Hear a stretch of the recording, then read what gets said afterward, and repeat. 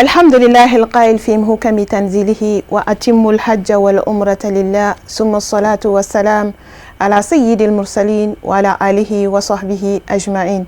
سلام الله عليكم ورحمة الله تعالى وبركاته.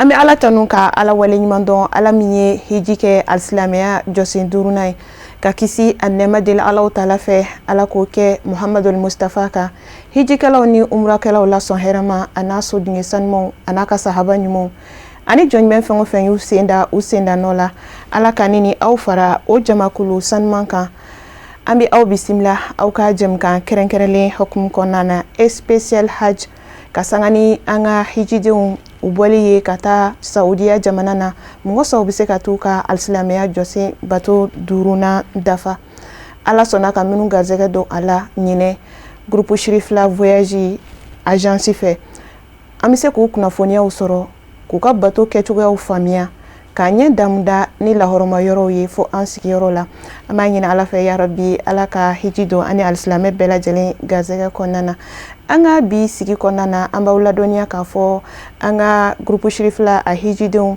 ala sona madina sigi nyuma kunchera ukelen ko kata sayyidul mursalina muhammadul mustafa kata aziyara ukelen ko kata ziyara fongo fami madina dugu konana ka damne da ziyara dakhiliya fo kata se karijiya ukelen ko ka bela jelin dafa uyukunda makanka kasekata uka umra bara udafa amina je ka shiriyali ke odela anga hijidon bora uka hotel dagabana dafe ko kunda haramu misrika ni uye baye ka fo finigebu bela jelena ninga soroka musoro neremu manke ku kanatike kaseko uni hijidin to bugula tike ka bo nyogona ubora ka labeka foke ka damne uka hotel bodala fokata use haramu konana anga je anga sorolu nyamada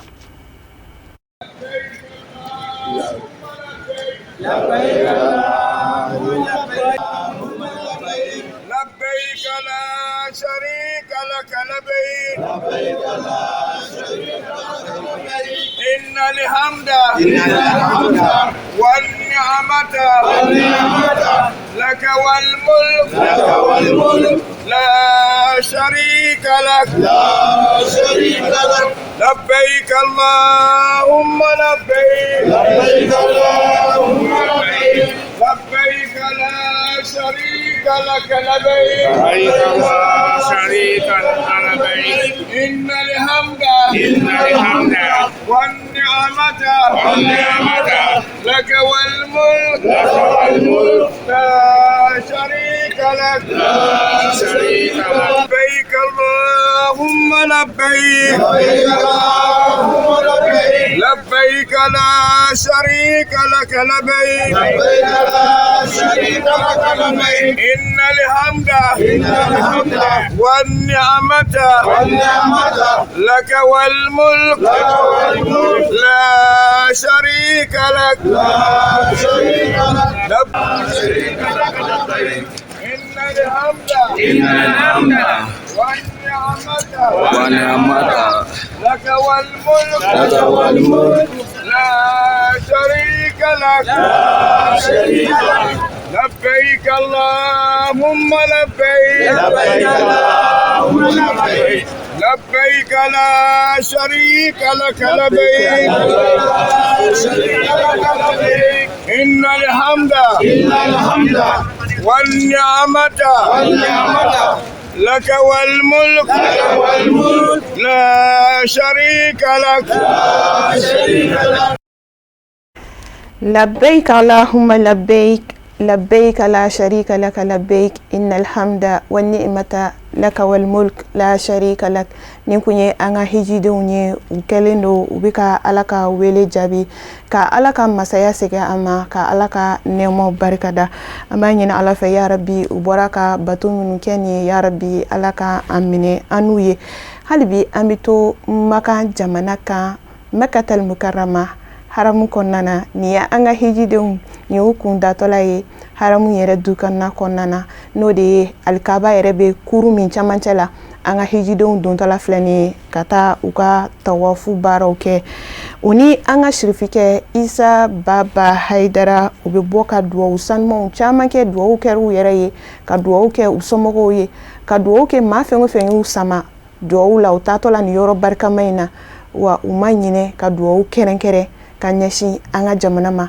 i n'a fɔ an fa ani an karamɔgɔ a y'a laɲini fɛ cogo min na.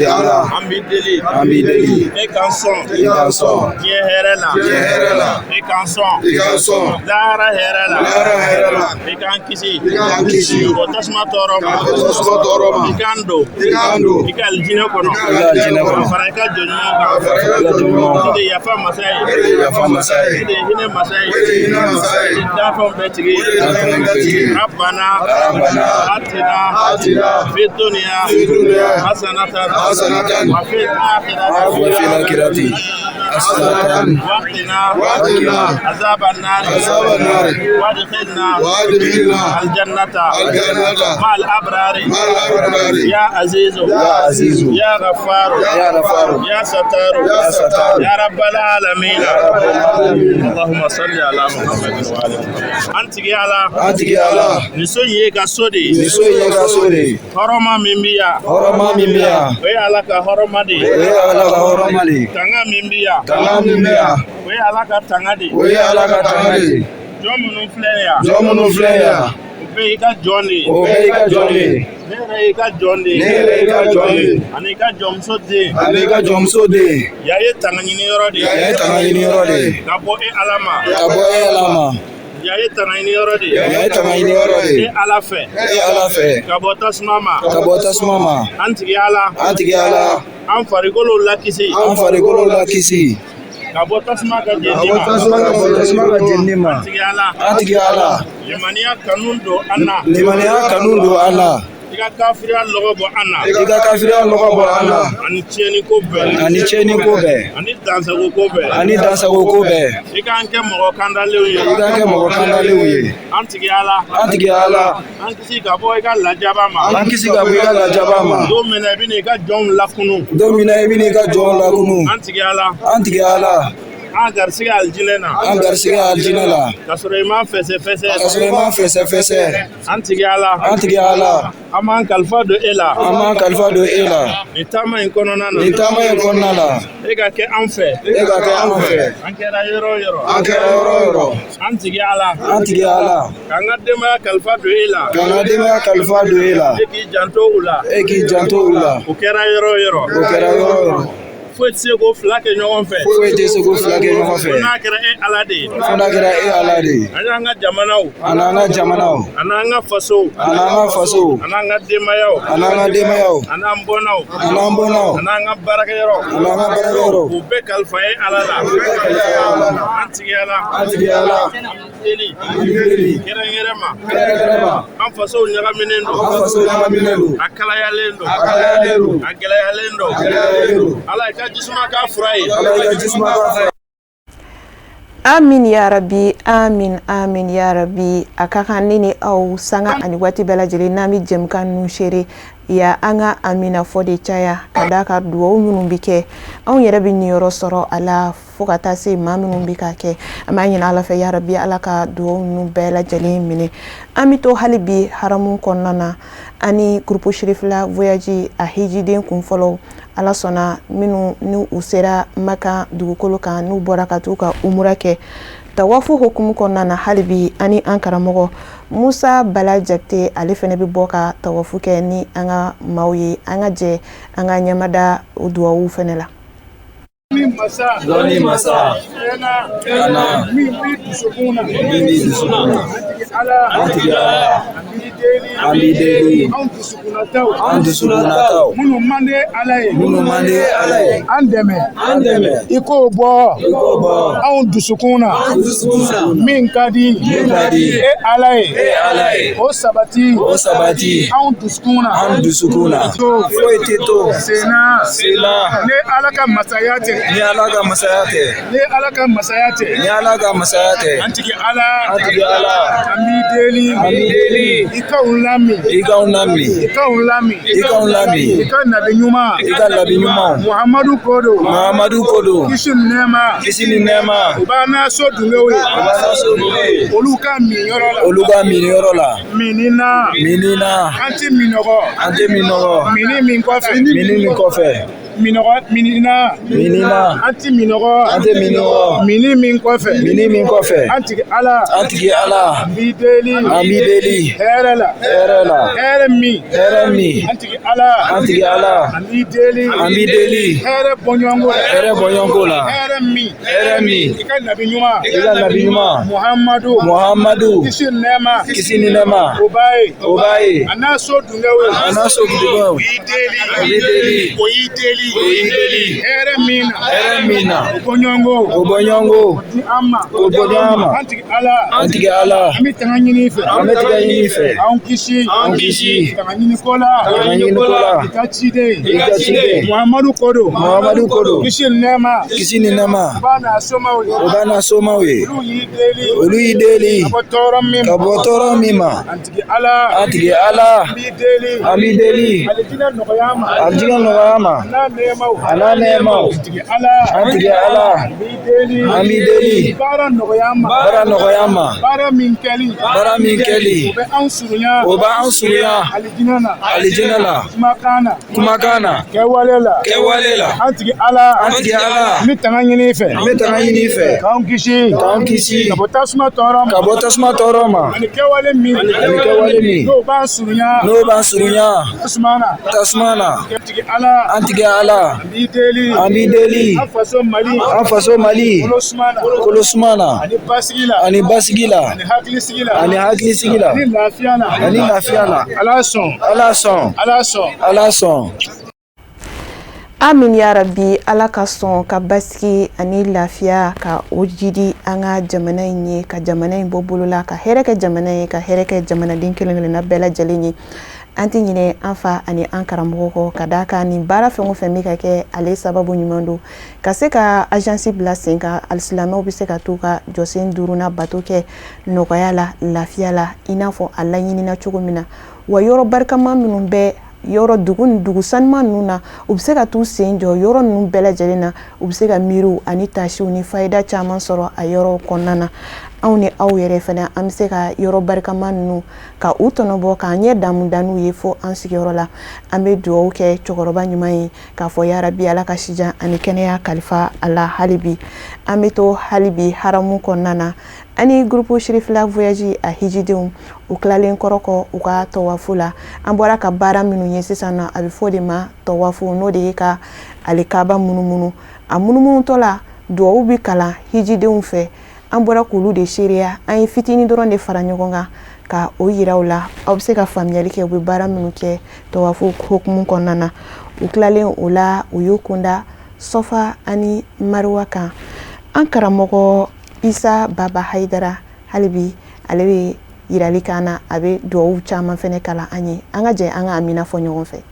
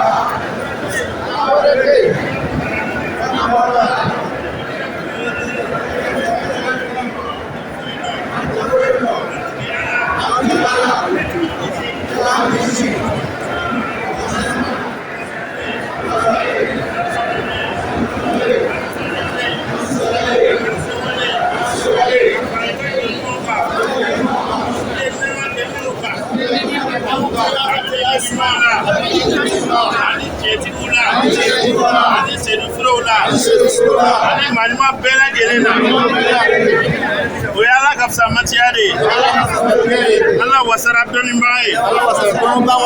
La ilaha illallah hakan ala wɛrɛ tɛ yen ko n'a bɔra Allahu la tiɲɛ yɛrɛ la. La ilaha illallah ta'abudan wa rakan ala wɛrɛ tɛ yen Kuna boralala. Mika naga boto. La ilaha. Alawete. Kuna boralala.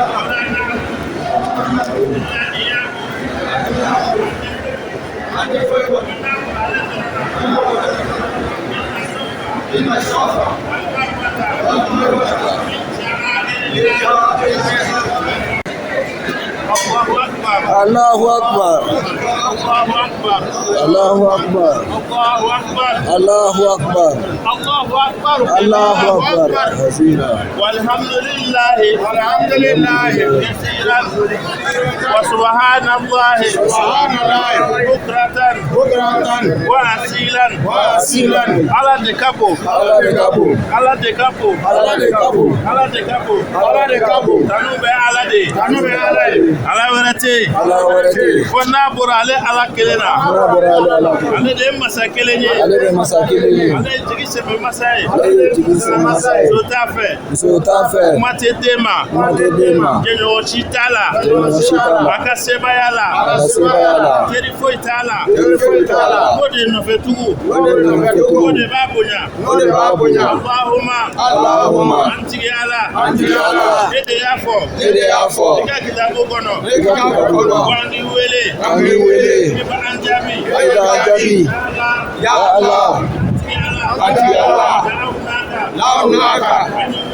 Ani wele. Ika jurumu yafa. Ila boyali ya marutugu.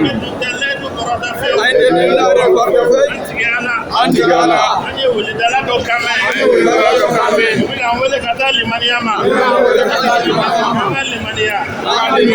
Amana. Alimania.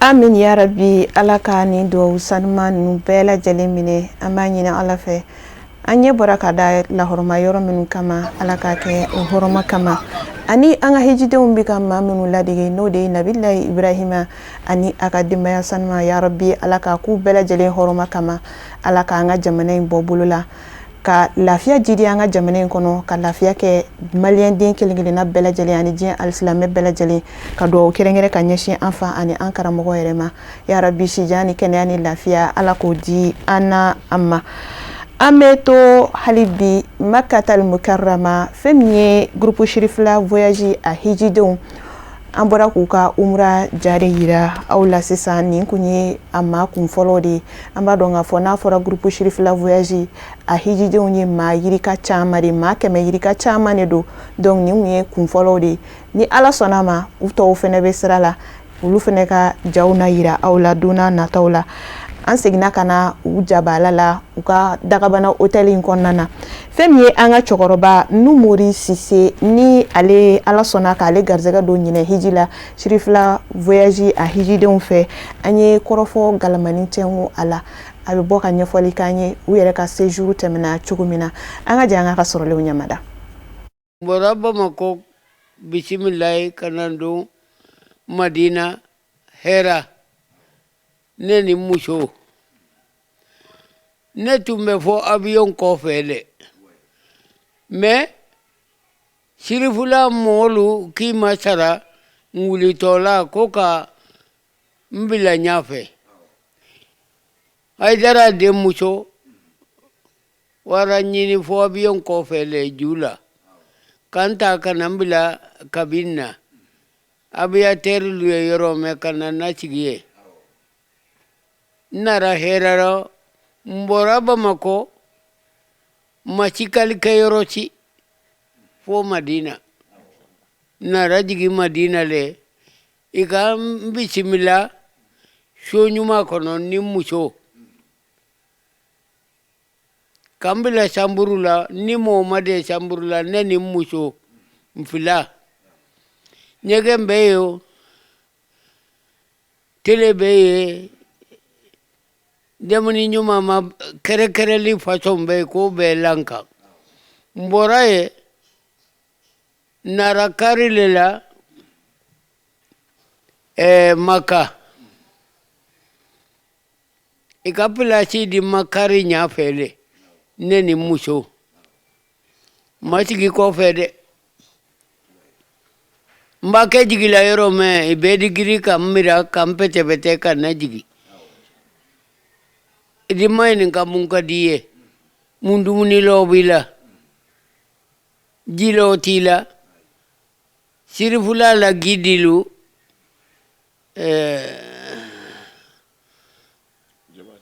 jabate bunya fasombe nisheni nabija tule foloka duruki sanka dima Maka kwa kelendi buwa sonka na wodi kana jidi na shokono obekera nyamakale bon nisheni Maka kanta kawambula ya fola ko Maka ko kagele de la yoro ko kagele nyegen ko kagele ni tara ibi toro ya sugube ngo nara diara alimbe sale mbeta non te tala fengere la de wato sirfulale la ala ka ken nara nela nyegen bada nale na mwini jini nkuji bada nale na dumuni ya kere la kana dimam pila chilale ni bunyale sirifula kola ne kande neni mucho agidi lunyo chite gele ya foite Maka ne malong folo comme que ma banfolo salima ke gele foite ala ni membe na yena sirfulala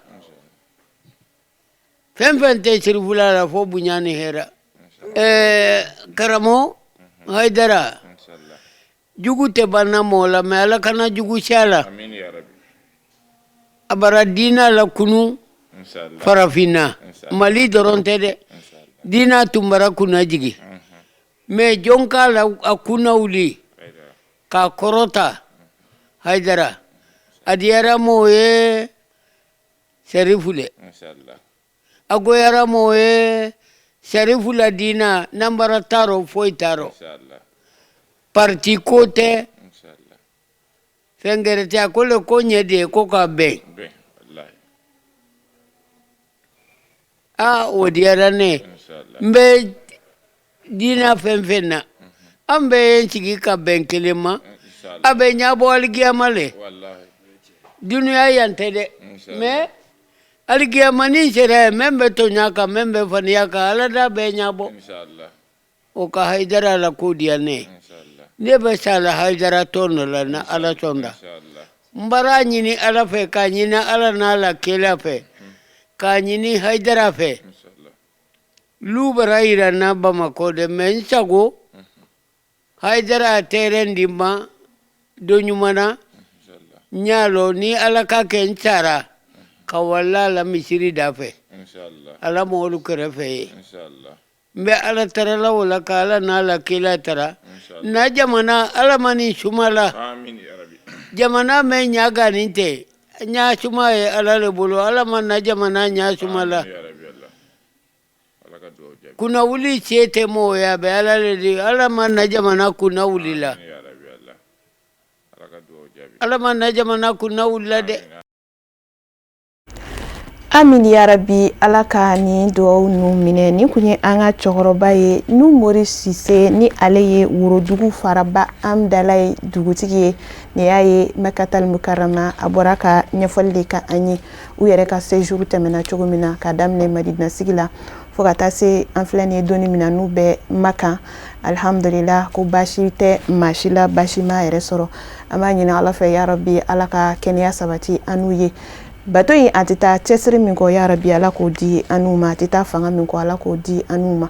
Ka an ka foli ni wale ɲuman dɔn kɛrɛnkɛrɛn ni yɔrɔ in na ka ɲɛsin an ka groupe Shirifila voyage a ɲɛmaaba ma Ali Sidibe a n'a ka cɛdenw an b'u bɛɛ lajɛlen fo kɛnɛ in kɔnɔna na k'an ka Sharifatu fo Seyida Nafisa Hayidara, Seyida Makɔrɔba Hayidara, Seyida Fatima Jabi an b'u bɛɛ lajɛlen fo k'a fɔ hali bi ala ka n'u dɛmɛ baara in na ka baara in timɛ ko ɲuman di an ma. Ka aw fɛnɛ fo ka wale ɲuman dɔn aw fɛn o fɛn ni ɲɛmadalen b'an na ni wagati in na Mali kɔnɔ fo ka taa se Mali kɔ kan.